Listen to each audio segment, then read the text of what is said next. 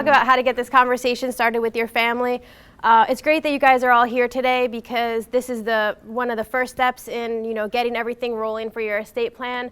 And there's a lot of farmers in New Jersey who don't have an estate plan and are not here today. So at least you're getting a leg up in the game. So we're going to talk about these tips for successful discussions.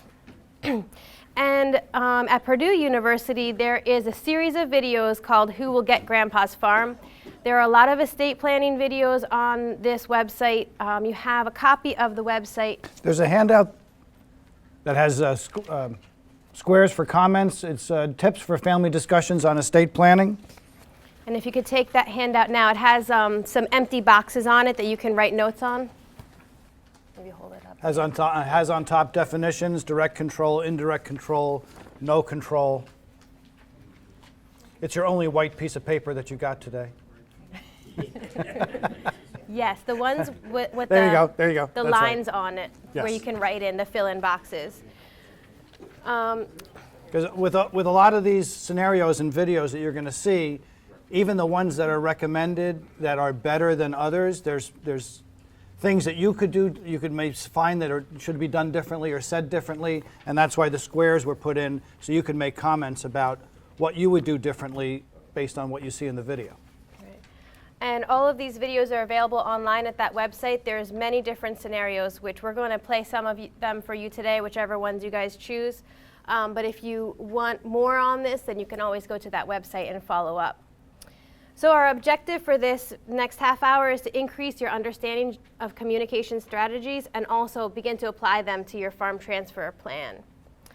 And we're going to talk about 3 different types of strategies today. One is direct control, where the speaker kind of takes control of the situation. They have an agenda, they know what they want to accomplish, and they basically tell the other person what's going to happen. In the indirect control, this is more optimal because the speaker is flexible and there's room for mutual decision making and help each other to solve the problem. And then in no control, the conversation is very neutral. There's no resolution. It's just kind of like, oh, hey, maybe we should do this. Yeah, maybe we should do this. There's no actual progress made. So that's direct control, indirect control, and no control. And also, we want you to keep in mind, there is a handout on the computer disk drive that Meredith handed out to you today. There are many additional resources on that, and one of them is an article that talks about talking to anyone that you care about anything. And one of their tips was that there should be 3 goals for any people having a discussion. The first goal is the task goal. So that's accomplishing whatever you set out to do. What movie should we see tonight? Both of you should be on the page of you're going to make a decision on what movie you're going to see tonight. For identity, it's keeping your identity as well as the other person's identity intact. And then the third one is relationship, which is preserving, building, or rebuilding a relationship with that individual. Okay, so this is the website that I spoke about, and we're going to look at different interactions between different family members on this particular farm.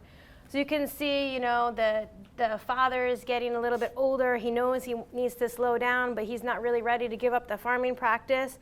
And the son, he wants to farm. He wants his younger son to be part of the farm, but he also wants his dad to help. So how do we make this happen successfully? It's a good situation, but how do we get to where we need to go? The thing that struck me, even in the introduction, did you notice what the dad was talking about versus what the son was talking about? The dad's all about, my son wants me to stop farming and take it easy. The son talks about, well, I want my dad to listen because Mark's coming home and he's going to farm with us and plan for the future. But the son doesn't say, plan for a future with this father farming less. Or what does he want to do as the father describes it, farming is something I love to do. So if you love to do something and now someone's telling you to stop doing it for someone else to step in to help out, well, just in this introduction, by the son saying what he was saying and how he was saying it, is he sort of, even though he wants the father's input, is he pushing the father a little bit further out than maybe he really intends to? So sometimes just by tone of voice, as I'm told at home, or by the words you choose to use, or the body language. You're going to see in the videos there's some body language that tells you right away how the person's reacting to what's being said and how it's being said. And so there's a lot of things in communication. Sometimes it's what you say, sometimes it's what you don't say, sometimes it's how you say it, sometimes it's how it's being not just heard, but maybe interpreted by the listener. And so sometimes you need to listen not so much to reply as you do to listen to understand what's being said and how it's being said to you. So what we would like you to do when you're watching these different scenarios is watch and listen to the main speaker, who's usually the farmer in the situation. What are they doing right in the scenario? What could they have done better? And then also look at what Nick was saying, how did the other person react? Try to put yourself in their shoes too. And then take notes on that sheet of paper as to how you can improve your personal communication. So you have in your hand, everybody should have one of these clickers. And these are little voting clickers. So we would like to give you the opportunity to vote for which scenario you would like to see. And you are allowed to vote for 3, any 3 you want. And I'm going to read to you the descriptions. I'm sorry about that thing on the page there. That's just the voting part. So the one is the older parent. So it's this farmer that you saw in the intro and his dad that you saw in the intro. And they're trying to talk about what's going to happen next season and what's going to happen with the farm eventually. Then there is the younger farmer with his young son that he mentioned that's coming home from college, just got married. He wants to farm full time. And then that middle one is the father of the young son with his own city brother. So his brother who lives off the farm works off the farm. So it's the sibling, the brother. The middle one is this number C is the 2 siblings, one farmer sibling and one non-farmer sibling, talking about the estate plan. The next one is between the woman and the man's spouse, farmers, and the woman is the one who is in control of the conversation. E is the older parent's health, so that's where the farmer is talking to his dad about, I'd really like you to see a doctor. He wants him to go to the doctor because he's obviously having some kind of health concern. And then F is when the farmer has already passed away. He's left the farm to his wife. The farm's not doing well, and she's going to talk to her young son about what's going to happen to the farm. So you can vote now for any 3. Yes? Question on C. So is that where, for example, the one father or the father has an interest in farming, has a brother who has nothing to do with the farm, but potentially is an heir to the estate? Exactly. Correct. Exactly. So Correct. It's the conversation between 2 heirs where the farm has not been left yet by the parents. That's what number C is, just what you said. Right. One that has an interest in being part of it, the other who probably doesn't and may have other interests. Right. Right. Yes. Explain again what the D spouse is. The D spouse is the man and the woman who own the farm currently. Like it's kind of a little bit of a different scenario because I don't think the grandfather is involved at this No, point. the grandfather's not involved at all in that But one. they're saying to each other, there's none of our kids want to work on the farm. What do we do with it? Conversation between husband and wife that are owners. C is the brother. The brother off the farm with the farmer. I can try to move that real quick. Yes, ma'am? You want us to vote now? Yes. Yes. Yep. Oh wait, no, not now. 1 second. You're gonna have to vote again. I'm sorry, because I was. Haven't heard anything. Correct. Right. Which ones would interest you more than the others? Gotcha. I just wanted Because to. everyone may be in a different scenario at home or whatever, and Yeah. So any 3, and we're gonna watch more than one. We're gonna watch more than one. So vote for any of your top 3 that you're interested in seeing. And yes, please. And then pick we'll 3. we'll watch a few of them as much as we have time for. Yes. Yeah. Just press the numbers and Right. that's it. So right now we have 13, 14, 15 responses. So press the letter on the card or any 3 that you want. I'm gonna close polling in a second. 19. Okay. Vote early, vote often. Okay, I'm going to close it, okay? Okay, so it looks like a lot of people want to see the brother and his sibling Next would be the spousal relationship, and the other one is the son. So that's the young son coming home from college. You got it? You can remember it? It's CBD. CDB. CDB. Okay. So this other one is we give you an option. Which video of this scenario do you want to see first? Do you want to see the situation between the two brothers where? Of course, I heard some chuckles about being your own boss and setting your own schedule. Yes, you just get to work some days a week. Right. Well, this is not New Jersey. So this is an indirect conversation. Nothing really happened at the end. There was no. Except for, there's an open question, what do you think your share of the farm should be? How was the conversation going before that question, in your opinion? I think the non-farmer was caught off guard. Right, so that was one thing that was related to what Nick was saying previously, was pick a good time to talk about the conversation. Don't just jab somebody with, what's going to happen with the whole inheritance of the farm for the next 50 years on a spur of a moment. So this would be a good opportunity for him to say, I was wondering if we could talk about this. Would you mind meeting? Would you guys you and your wife or whatever, be willing to meet with us? Maybe Sunday after church or after lunch or something like that, on a time where it might be an easy, available time for everybody. I mean, something as important as this, you should really have forethought before you sit down and talk about what you really want to talk about. I mean, how do you just react to a question, what should the share of the farm be for you? Or what's wrong with the farm? Those kinds of things. I agree that it's important to set a time and a topic, but I think when you set this time that you want to discuss things, you should let the other person know what you're going to discuss. Like, I like to talk on Sunday. I'm looking for how you feel about participating in the farm, all, some, none, and eventually what your share of the farm should be, so that you have the time and you're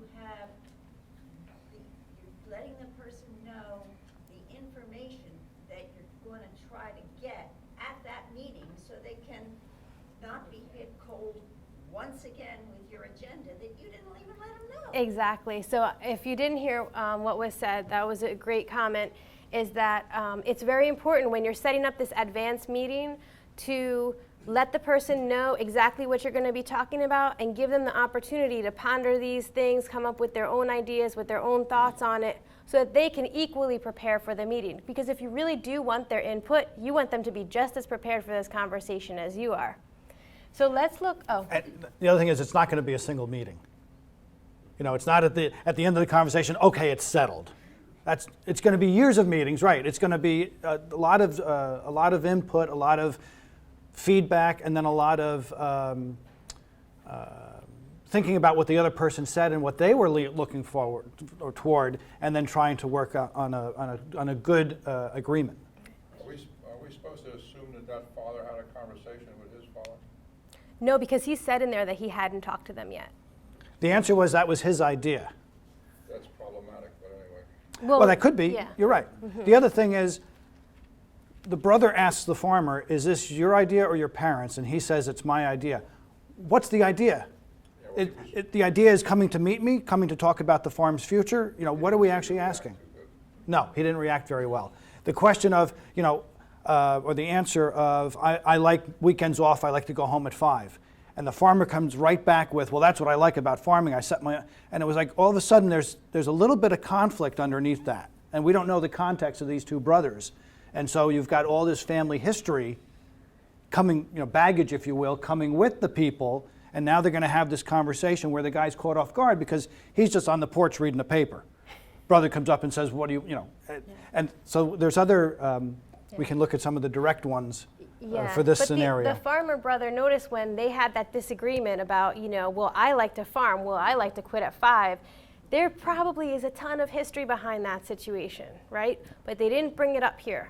And that's one thing you got to keep in mind is, like, try not to include these negative things that may have happened in the past in your estate planning conversation. Try to stay on the task at hand, try to remain as neutral in terms of emotion as possible, and just try to get done what needs to be get done without bringing up the past. So let's see what would happen if the farmer had just sort of come in with already an idea and just implemented that. Yes? I've got one thing that we don't know is the brother that wants the farm. Is he a partner in the farm now, or is Dad still controlling everything? Dad's still Because that makes controlling a big everything. difference. In this situation, the dad is controlling everything because of the original scenario, right? So he wants to talk about what's going to happen when he said, when Mom and Dad decide to let it go. Even though in the intro, it was more like, I want Dad to let it go now. Right. So it's, Yeah. so this is, some of this you can take in context. Sometimes you have to just accept the scenario out of context and just go with how well were things communicated or how poorly were they. So let's do the direct. Okay.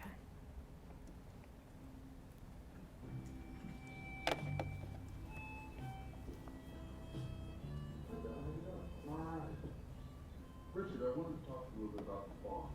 What about the farm? Is anything wrong? No, but Mom and Dad are getting older, and I wanted to get the farm transferred while everyone can still talk about it in a reasonable manner. Get transferred, what do you mean? You wouldn't be left out, your share would be the same as mine, but it would be an asset and not farmland. I guess that makes sense. I don't see myself coming back. What do I get? Mom and Dad have a number of investments, you would get most of those. Your share might be a little bit less than mine, since over the years, I've done a lot more than planting and harvesting. Did that go well? Didn't look like it by the end. Did you notice he was reading the business section of the paper?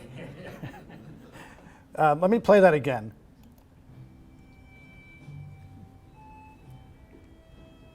Tell me when to stop when you think there's a mistake. Richard, I wanted to talk a little bit about the farm. What about the farm? Is anything wrong?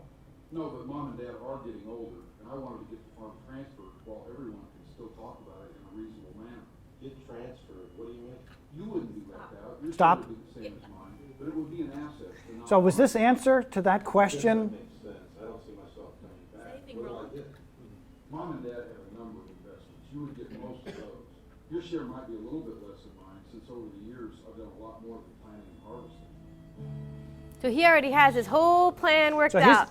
He doesn't need the brother to make up this, come This up is with more the of a same plan. report. This is not a conversation. I've made my decision. This is what's going to happen. This is what you're going to get. This is what I'm going to get. Sign on the dotted line. After and just being like blindsided by the information, by the whole topic. Right. Yes.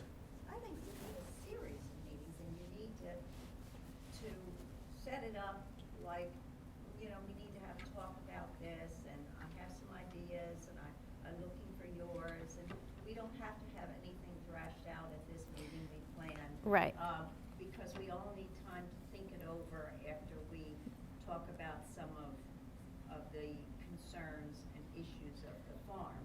So I think you need to when you set the time for the meeting, you have to let them know that it isn't gonna be a one-meeting event, and they don't have to have all the answers, and you don't have all the answers either. Right. Right, it is going to be a series of meetings, yes. What we're trying to show in this is how do you initiate the first conversation? What's the best way to bring this stuff up? Because what happens in farms all over the country is that it's such a critical topic and it's such a delicate topic. Most farms are family businesses that this conversation gets delayed for an extended period of time.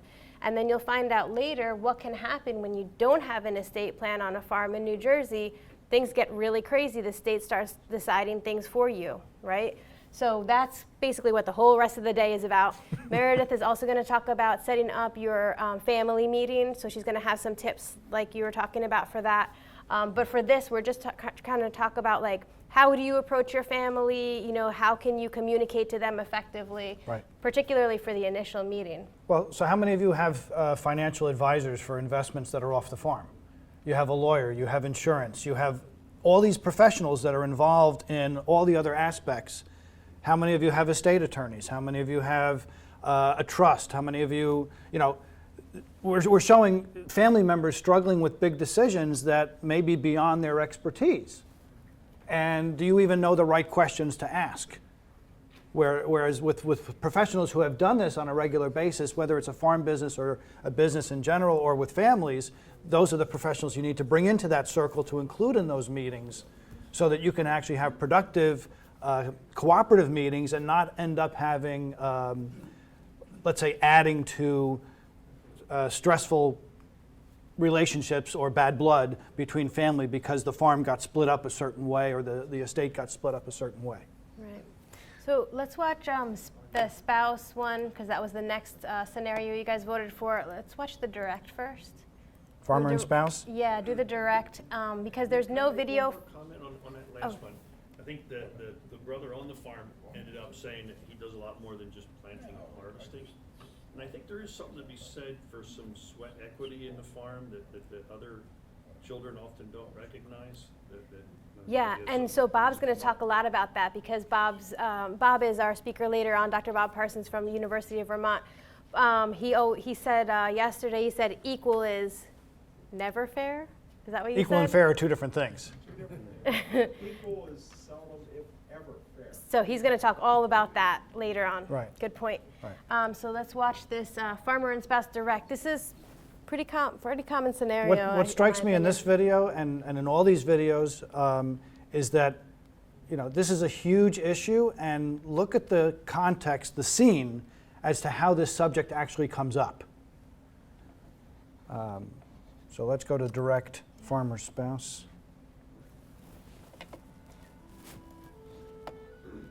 Just happened. That's what he's asking. One phrase shut down that entire conversation. I'm glad we had this talk. It was 2 sentences. And they've already, she's already decided, maybe she came to sit, she already had the decision in mind to sell the farm and to move on. He's sitting there thinking, probably just relaxing after whatever he had just finished doing, glass of water, 2 minutes later, we just decided to sell the farm. Yeah. Yeah. So we don't have a video, even though I called the website manager and I said, there's no video for the spouse indirect, which is an extremely important conversation. But they did have the transcript on the website. So you want to read that? Is it on this one? No, it's on this one. Oh, Yeah. so the farmer spouse indirect. So this. So you're we're going to be have Sally, ask I'm him. going to be John. Why do I have to be Sally? All right, I'll be No, Sally. I'm teasing. Okay. I'm token, I'm not Sally. What are you doing? I'm thinking the farm has been in our family for 100 years. I'm ready to slow down now, but no one in the family wants to farm anymore.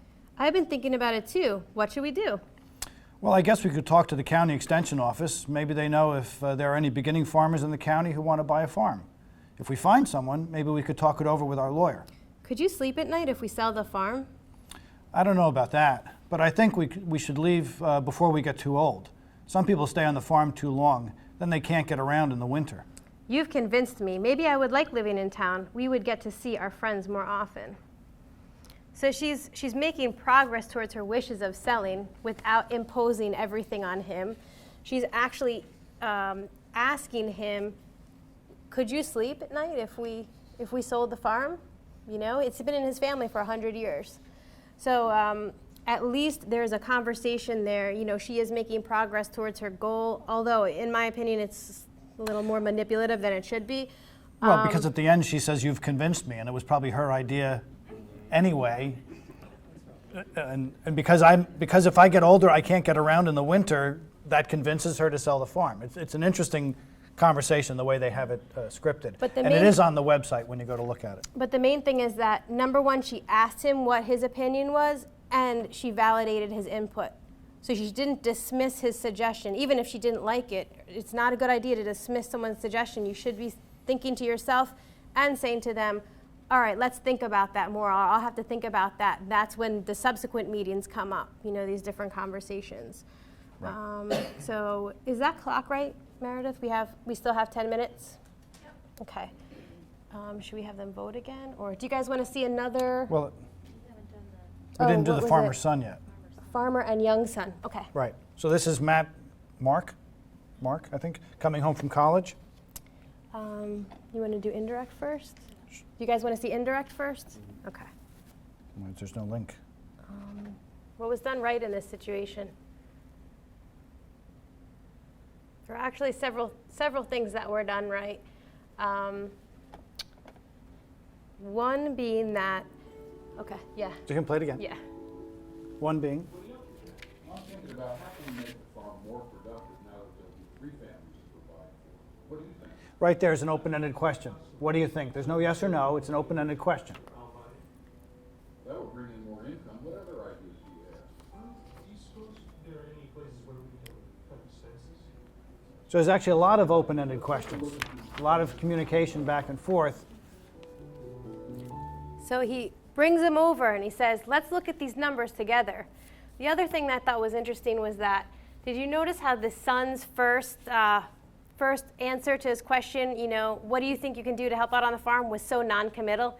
He's like, some custom work, he didn't want to take initiative, he didn't want to commit for whatever reason. Baling some hay, which is, extremely difficult work, but he wasn't taking the initiative to take over the farm someday. And the dad said to him, okay, what else? So he's encouraging him to take a leadership role. He's trying to mentor his son to eventually take leadership of the farm one day. So this conversation wasn't just good for what happened at this moment, it was also good for the whole future of the farm and the family for generations to come. One thing that came up yesterday, I'll mention it now. Do you notice the setting of the discussion?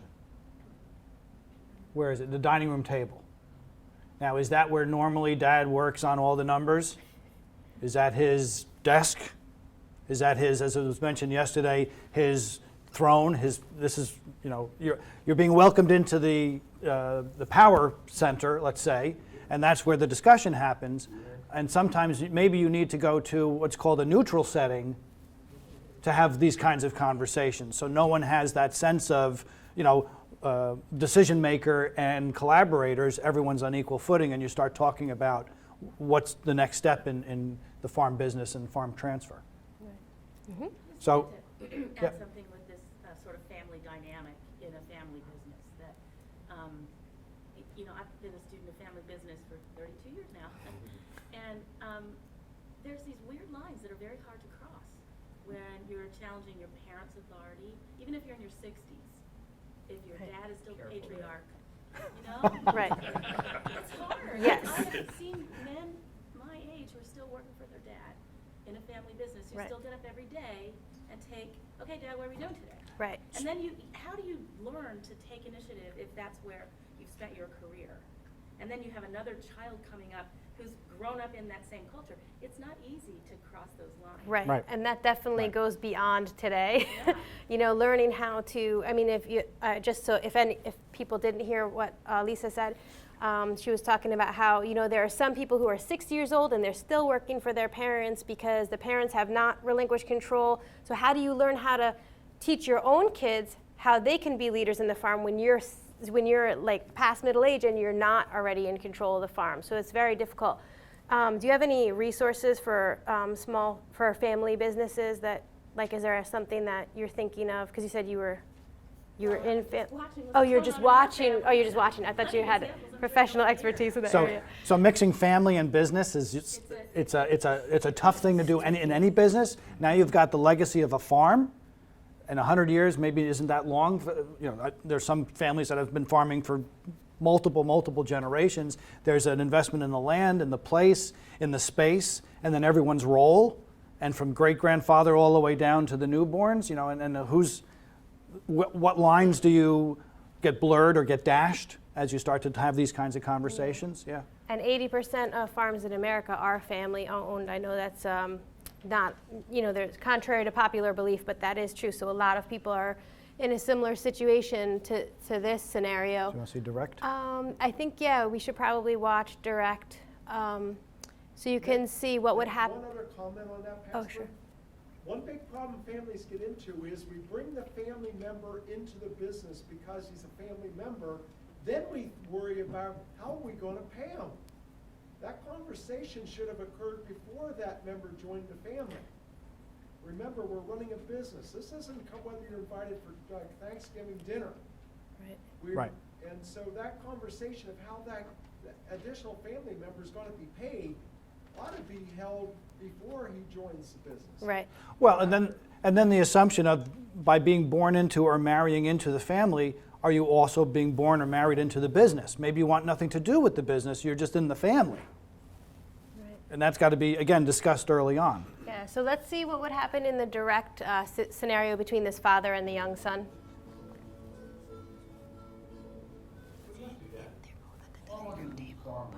I want to see how we can make the farm more productive now that we'll be with us full time.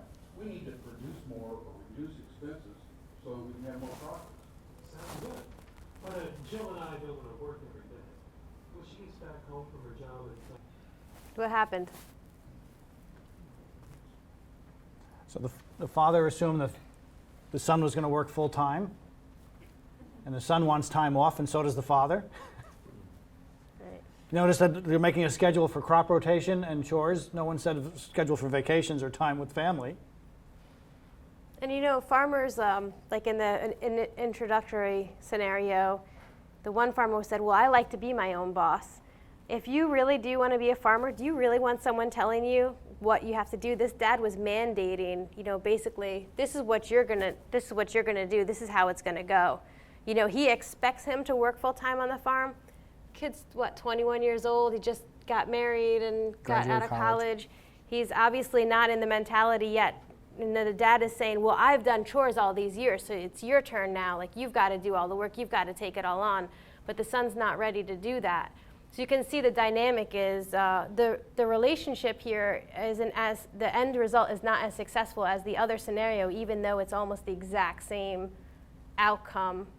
The relationship is better in the indirect where they share it. Now he's teaching his son how to look at these expenses, how to be a leader on the farm. In this conversation, he's basically telling him what to do, and that's not going to promote good leadership in the future for him. The thing that I haven't seen in any of this is how they haven't addressed sustainability of the farm operation to begin with. You know, is it big enough, is the farm itself big enough to be profitable, to be sustainable, to carry another generation?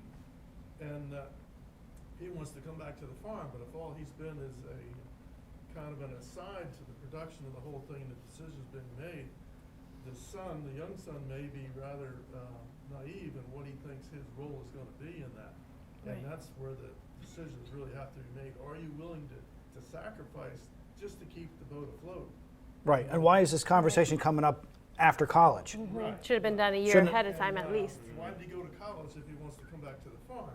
Does he have specific skills that are going to be beneficial to the farm operations from an agronomic standpoint, or marketing, or economics in general, or whatever? Right. What was his Right. specialty? Right. There's too many variables that we don't know. From what we've That's seen. right. Right. These are little snapshots of, I don't know, bad, good, and better ways to communicate.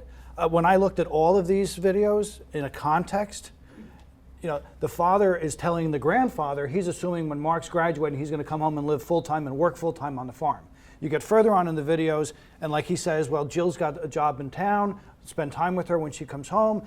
His out in this video was, well, I got to check with my wife. I think that's a good thing. Let's talk to, well, yes, you're Yeah, bringing that's true. Jill in. The team effort. Right. You don't have your spouse support, you don't have, it's gonna be a struggle. I agree with that.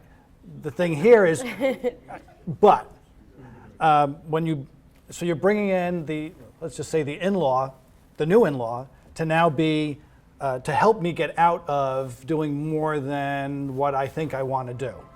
I don't know. You're using like her when maybe you're a little buying bit a as a car. heavy, but It's like when you're buying a car and, you know, the manager's, the guy that's selling it to you says, oh, I got to go talk to my manager. It's kind of like he's trying to get out of the situation. He wants to make you sweat a little bit so he can, you know, just pretend like he doesn't talk to the manager. He goes in there and putzes around, takes a drink of water or something, and then comes out. Right. Because it's an avoidance strategy for dealing with the situation. right. But again, all these conversations, if you take nothing else, it should be way before the time that these conversations are happening.